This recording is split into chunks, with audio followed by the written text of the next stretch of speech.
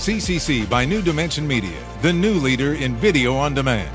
For information, please visit our website at ndmccc.com or call 1-800-633-5633.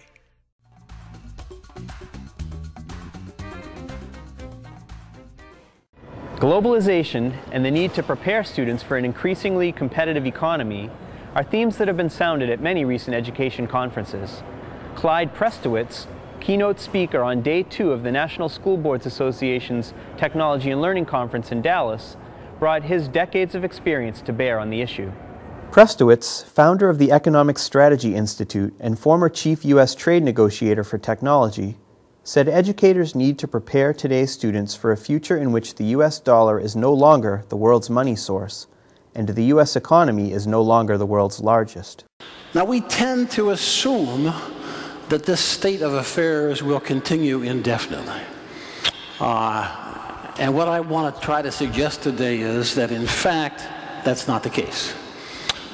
We're living at a moment of historic change.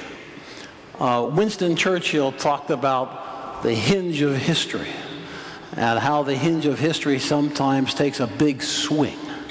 We're at a moment of a big swing in the hinge of history.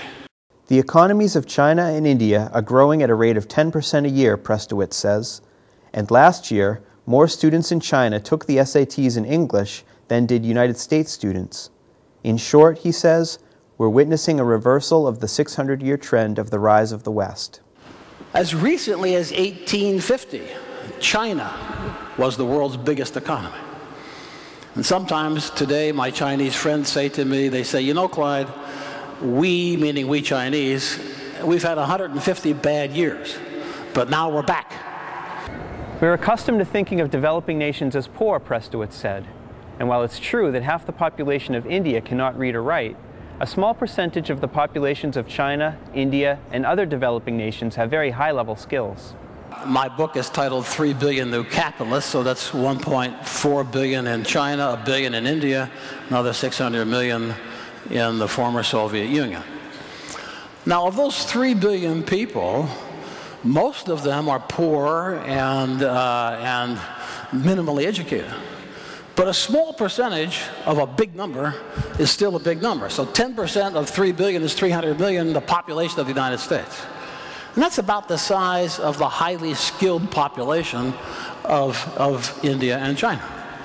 And those people can do anything that can be done here, or in Japan, or in Europe.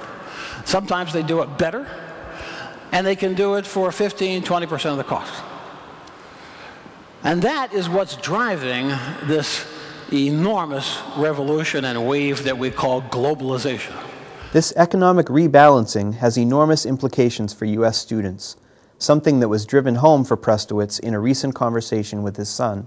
So we're sitting on the lift at Alpine Meadows, and my son turned to me and he said, Dad, how would you like to co-invest with me?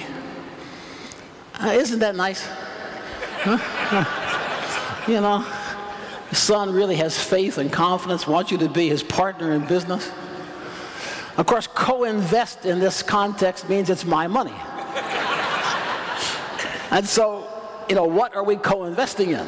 And he said, well, there's this snow removal company here in Tahoe that I'm looking at. And I'm scratching my head. I said, what do you mean snow removal? Are we talking shovels and brooms? He said, no. He said, look, it's a ski resort. It snows a lot. The hotels, the condos, everything has to be plowed. This company has the contracts and the equipment to do the plowing. Do they make any money? Yeah, the guy only works 6 months a year. He makes so much money, he takes the other 6 months off. So I said, fine, you know, send me the numbers. If it looks good, I'll put some money in. But I said, I still don't get it. You know, you're a geek. You're a techie. Remember when you were in college, you asked me what to study. And I told you technology is America's future. And I told you be an engineer or, you know, be a computer scientist, but do technology. And miracle of miracles, you did it. You know, it's about the only piece of advice you ever took from me. And so, you know, why are we talking snow removal? And he says to me, Dad, don't you get it? They can't move the snow to India. We shouldn't think of these developing nations as a threat, Prestowitz says. In fact, the real threat would be their failure. Still, the rise of China, India, and other developing countries raises important questions for U.S. educators. So what I'm trying to say to you is that the world that we're going into, the world that our kids, that your students will move into, is going to be an entirely different world. And all the easy assumptions, yeah, the sun will keep rising, but all the other easy assumptions are not going to be true. And our kids are going to have to figure out new ways to live, new ways to be competitive, new ways to fulfill and maintain the promise of the American dream. And for our kids to do that, it puts a huge responsibility on the shoulders of people in this room. Our kids are going to have to be better even than they have been in the past. And they're going to have to know more about the world than any of us ever knew. Prestowitz said that to compete in this new global economy, U.S. educators, schools, and employees will need to keep reinventing what they do. For eSchool News, I'm Dennis Pierce.